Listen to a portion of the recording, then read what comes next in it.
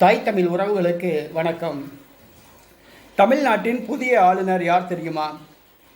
தமிழ்நாட்டின் புதிய ஆளுநர் யார் தெரியுமா என்ற தலைப்பில் இந்த காணொளியை காண்கிறோம்.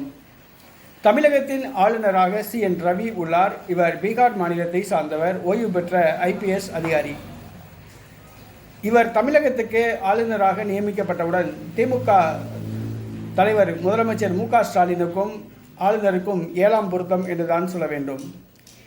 திமுக அரசு அனுப்பி வைக்கின்ற எந்த மசோதாக்களும் கையெழுத்திடாமல் காலம் தாழ்த்துவது, திமுக அரசுடன் மோதல் போக்கை கடைபிடிப்பது ஆகியவற்றை ஆளுநர் கடைபிடித்து வந்தார். ஆனால் ஆளுநர் CN ரவி அவர்களுடைய பதவிக்காலம் நேற்று நள்ளிரவோடு முடிவடைந்து விட்டது.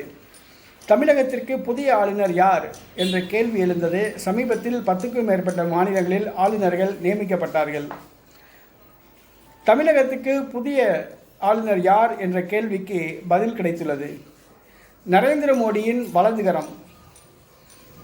மோடியின் வலதுகரமாக செயல்பட்ட ஒருவர் தமிழகத்திற்கு புதிய ஆளுநராக நியமிக்கப்பட உள்ளதாக செய்திகள் வந்துள்ளன. அதாவது தற்பொழுது புதுச்சேரி துணைநிலை ஆளுநராக நியமிக்கப்பட்டுள்ள கைலாசநாதன், கேரளாவை சார்ந்தவர். கைலாசநாதன் IAS அதிகாரி.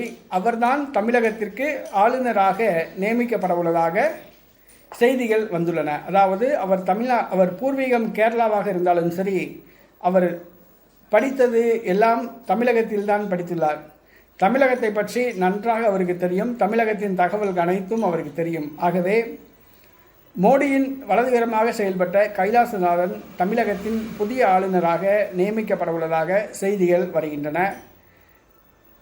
சற்று பொறுத்திருந்து பார்ப்போம். நியமனம் இன்றோ அல்லது நாளைக்கோ வந்துவிடும் என்று கூறுகின்றார்கள்.